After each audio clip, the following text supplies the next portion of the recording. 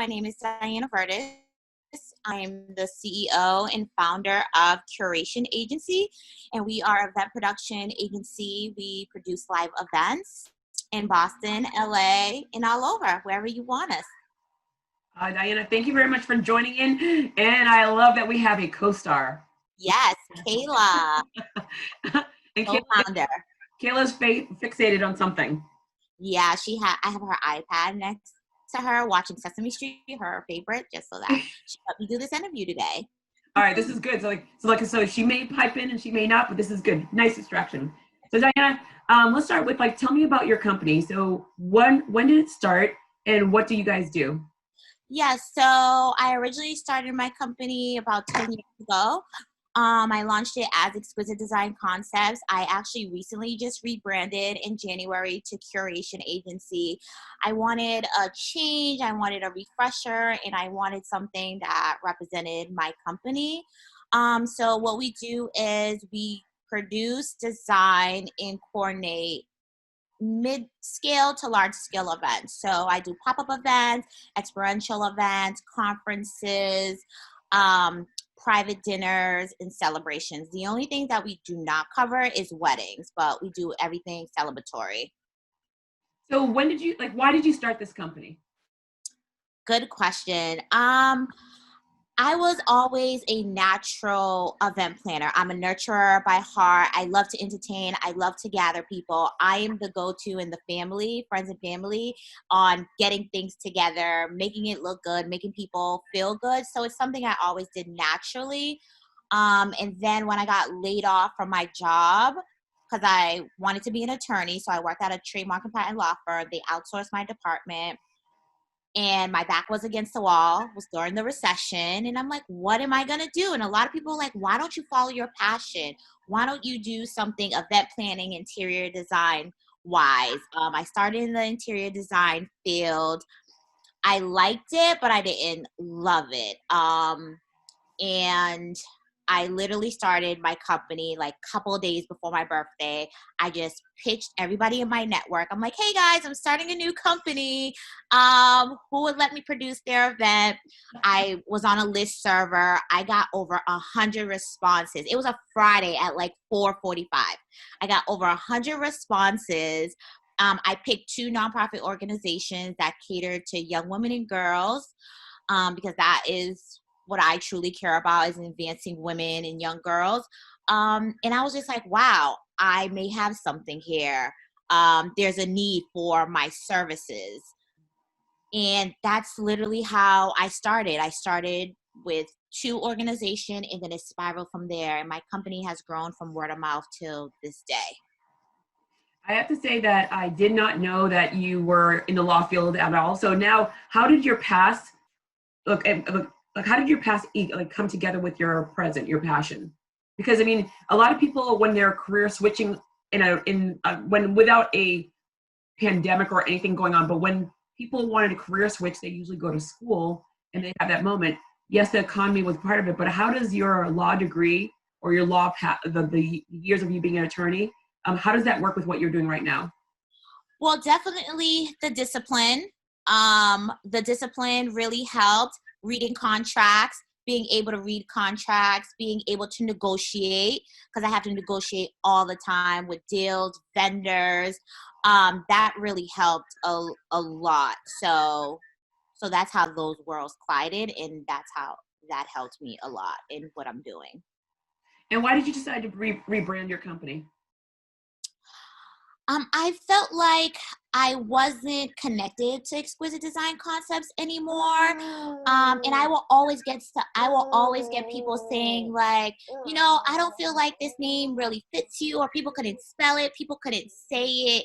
And I started to drift away from it. And I just felt like I wanted a change. I've been doing this for a while, about almost a decade now. And I'm like, you know what? I'm going to rebrand. It took a while for me to rebrand. I've probably been working on it about 6-7 months now, to switch everything over. It definitely has been a process, but Curation Agency, I felt it in my heart like that was the name. And I tested it out with people, and people were like, oh my God, I love it. The reaction that I got from it, they're like, yes, this is exactly what you do. You curate experiences. You build events from scratch and make people feel a certain type of way, and tie their mission into, what you're doing. You really curate an experience. And I'm like, you know what? There we go. And luckily it was available. So I was just like, it's mine. So that's great because you have this time right now to actually like start like really building out your brand. What is Yeah. time? I mean, it's like this unique moment of time. What is this doing for your company? Well, how are you working with your clients? All the different things that you have planned for this year. What does that look like now? Oh my gosh. It really took me by a toll. It took me by a surprise. At first when I heard, about COVID, I'm like, okay, it's not here. It's something international. We don't have to worry about it. But then once my large activations started canceling, I'm like, whoa, I need to start paying attention to this and I need to start getting ready because a lot of like 10-day activations were getting canceled. And I'm like, that's extremely major because a lot has been invested. You're working on an event probably for a whole year for something to that magnitude. So I'm like, okay, let me take a look at this further. Like, what's going on? What does this mean? One event started canceling, then another event started canceling. Now I literally have no events for 2020. So right now, it's about readjusting, pivoting, and looking at what my clients and what my customers need right now. So what we're doing right now for clients is we are doing celebrations at home where you're celebrating now and party later. So a lot of my clients have birthday milestones, their kids graduating, prom. So what I'm doing is I'm curating an experience. It's a virtual experience. Like for example, actually Kayla, my daughter, is actually going to be my first client, my tester. Her birthday's coming up, so we're doing a virtual party. So we sent out an animated invitation. I did boxes for all her guests. We're going to drop them off, hand deliver them. They have activities, they have hats, sunglasses, like a whole bunch of things just to engage them while we're doing the cake cutting and celebration. I made a playlist. I mean, it's super, super cute. We're still decorating. I got a couple of vendors involved who are super psyched about it. And I'm like, from the reaction of everybody, I'm like, this could be something that I could actually do for my clients where you still feel together while you're apart, because all of us are missing our families. All of us are missing our friends. So this is a way that we could still, curate moments and still create memories. I was recently on a call with a large company. I will not name the company. And one of the employees, and they were an event planner, she went into total panic mode where like, how am I going to do my job now? I'm an event planner for this firm and now I'm at home. What kind of advice would you give to an individual that is in that situation, but yet their bubble has only been in large corporate firms. They have no idea how to be creative outside of vendors like you. So what would you give advice to a person that's in that same situation right now, panicking when this is all over? Will I even have a job because I couldn't do anything when I was sitting idle at home? Right. I mean, I was definitely like that at first, and that's our first instinct because we're like, oh my goodness, this is all we know. Because I too was like that in the very beginning. And then I had to sit down and really process what's going on. I really had to think about this is going to last for a long time. We may not have large gatherings till 2021. So what are you going to do to supplement income? I really had to think about that. And what I did is, what is it that I love to do? Something that also aligns with my brands and something that my clients need right now. That's what you have to think about right now. You really have to dig deep. You have to think outside the box. You have to educate yourself. I've been taking a lot of webinars. I've been educating myself on even how to do virtual events, technologies I could be using, softwares that are out there. There's so much free education out there right now. And I think that's what we event planners have to do. And also we also have to unite and come together. Like, call other event planners. Look at what other event plan. Whoa, hello? Yep, I'm here. Okay, look at what other event planners are doing and see how you could implement that in your business in your own way, because you can't just sit there and not do nothing and panic. Like, okay, panic, cry, fuss. Now it's time to figure things out. So what are some examples that you would, I mean, outside of the parties, events, but for your larger clients, what is it, will they extend it to 2021? Are you planning now for that time, or is it like canceled? How are they handling these situations with you? So a lot of events are canceled until 2021. So right now what everyone is doing is figuring out how to still engage sponsors and how to engage attendees. So it's figuring out, what can we do with the content that we have and repurpose that content. So it is virtual events, also engaging, like, for instance, with catering companies, so we could deliver lunches, wine, still use those services, but in different ways. So it really is thinking outside the box and making sure like everything doesn't go to waste. Right at this moment, there's a lot of individuals that they were thinking about, maybe this is the time that I want to start a business. And yet they were just like, you know what, I like that paycheck. It's consistent. I have other passions. I'm not really engaged with myself at work. Now this opportunity has me working at home. And now I'm able to do my work for the job, the real job. And then I'm now able to work on my passion a little bit more and more. What would you tell individuals that are thinking about jumping ship and starting a company, especially now? I would definitely say if it is a passion, go for it. But it is going to be tough. It is going to be hard work. It is going to be blood, sweat, and tears, especially now that people are hesitant. People are hesitant. People are scared. I would definitely say talk to your network. Talk to your network. Reach out to them. Those are your potential clients. And talk to people who will invest in you as well. About what it is that you want to create. Educate yourself. There's so many platforms out there, so many webinars out there that could educate you on what it is that you want to do, and ask a lot of questions. Like, if you really want to start a business, this is the perfect time to start a business because of the downtime that you have. Use it, and I would just say reach out to people and talk and communicate. How is the industry overall? So like, you're reading a lot of different things, you're on these different webinars, you're speaking to your vendors. Overall, how is this industry doing, and how do you think it's going to survive? The industry, I would say, is okay. People are more optimistic now because wait, what happened?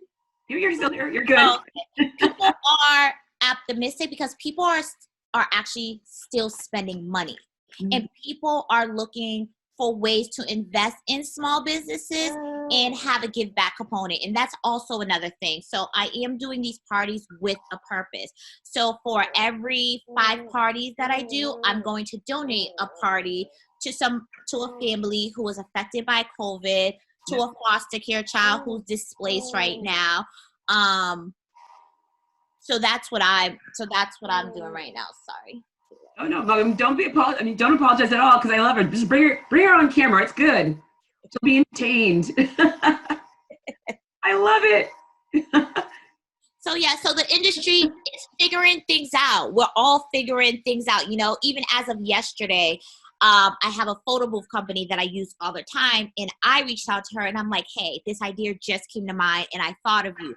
I still want to give this virtual photo booth experience. Are you still able to create me a border where I could send to all my attendees and they could upload it, take a picture with their hats and glasses, and send it back to me and you print it so I can still create an album for Kayla. She's like, oh my God, that's such a great idea. Let me get on it. Yes, I can do that. She's like, let me get on it. Let me talk to, my tech team on how to make this work. It's just, figuring things out, reaching out to your vendors. I'm reaching out to everybody like, hey, I have an idea for you. Have you thought of this? Have you thought of that? I needed to do my hair for, this to look presentable because I haven't done my hair in 6 weeks. I reached out to my hairstylist and I'm like, you should drop off hair kits to all your clients so they can still maintain the health of their hair. She said, I'm on it. She dropped off a little hair kit, a beautiful presentation. And then all her clients were like, wait, how do I get one? And I'm like, see, that's what it is. It's about sharing ideas, pivoting, and figuring things out. I love it. You know what? That's one of the things that I love so much about small businesses and small businesses that can pivot very quickly and innovate as much as they possibly can. We are dealing in this most historical, epic, unique situation. Absolutely. What would you say to a small business that is sitting idle? That's a good question. It's okay to sit idle. Don't feel pressured, but don't stay stuck. Don't stay stuck or else you're going to get left behind. This is the perfect time, I'm telling you, to start a business because people are still willing to spend money. It's not like 2008 when people did not have money. People are still looking to spend money. There's a lot of resources out there. Figure things out. Figure out who your target market is and what they need right now. Because we don't know what tomorrow is going to bring. We don't know what next week is going to bring.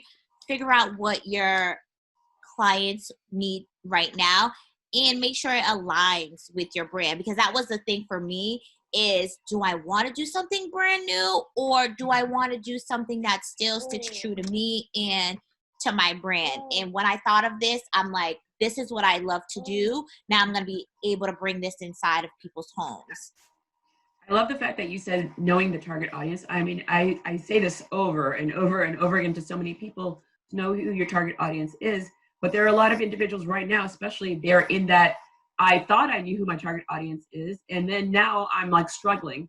And so where would you, you're going, again, you mentioned that you're seeking out a lot of different resources. What are the resources that you have found that you really like and that you would say, like, you know what, if you're stuck, if you are looking to start a new business, or if you're just running hard, running fast, and you just need a break, where would I go for resources? One of the places that I found extremely resourceful is iFund Women. They have a Slack channel that they opened up. They also have workshops that are all free right now. It's usually for a fee.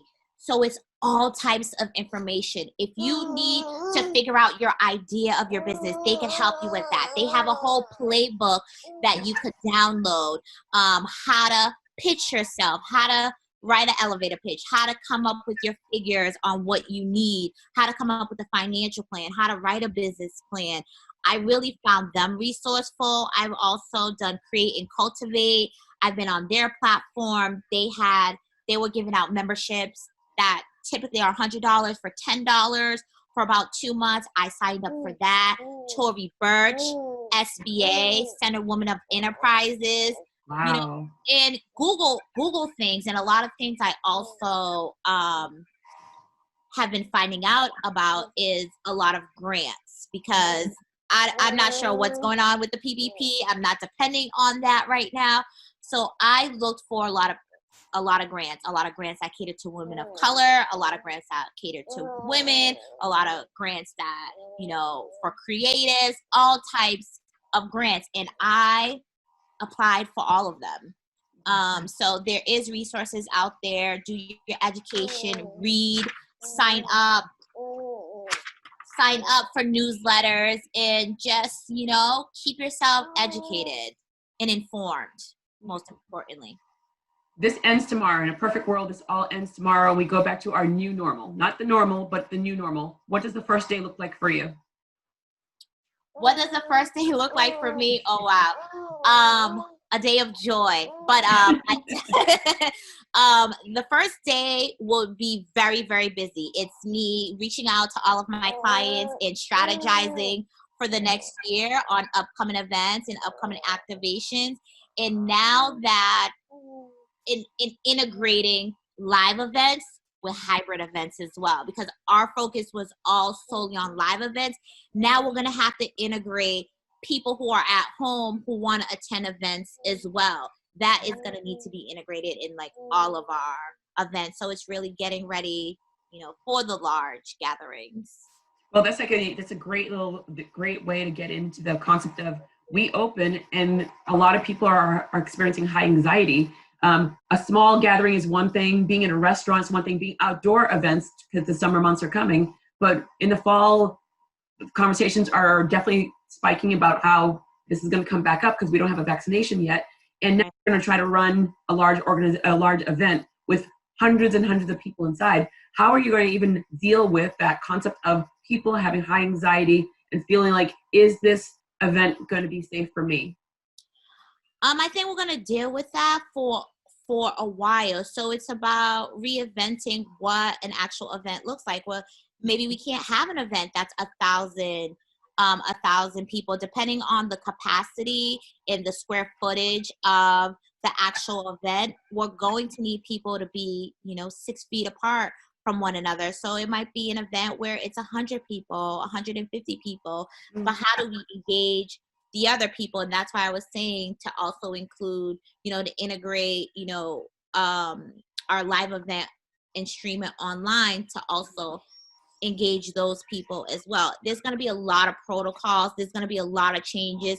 Events may look like 4 people at a table instead of 8 people at a table. People wearing masks, having hand sanitation dispensers, every couple of steps.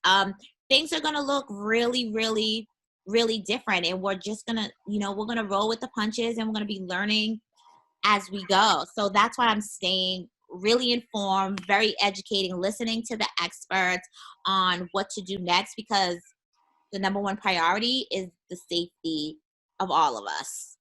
Absolutely. So I love this conversation. I mean, this is one of the things that I want to do the most. I wanted to get as many conversations going with a lot of small, smart businesses that I see and I get to know very well. So I'm very excited that I get to speak to my friends and a lot of my mentees, mentors, etc. Because I want more and more people to understand that there are companies that are running and they're not getting that accolades that you'd see on the TV. They're not a restaurant. They're like a lot of businesses that are running and coming up with different ways. So if you had an ask, so if there was something you wanted to ask of the ecosystem, of the universe, of all worlds, what would the ask be for you and your company?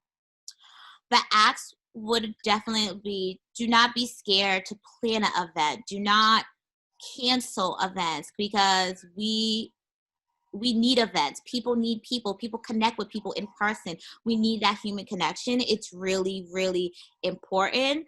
My ask would be to continue to invest in the event industry, to continue thinking of different ways on how to host your events and how to engage your clients and sponsors, and think of different ways. Now it's about being innovative and thinking of different ways on how to engage people. That would be my ask.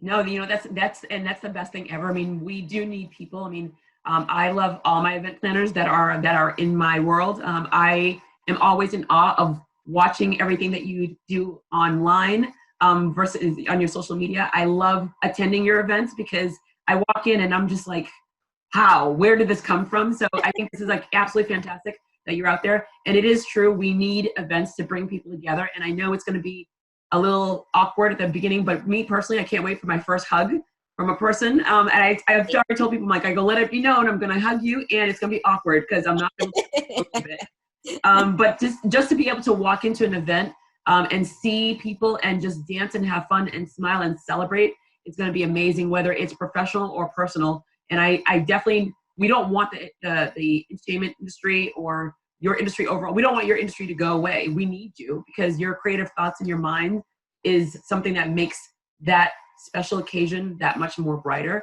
And so I thank you very much for taking time out of your morning and for inviting our little co-star with us. She was great. Say bye-bye. Say thank you, buddy. Diana, thank you very much. Bye-bye. Thank you so much for having us.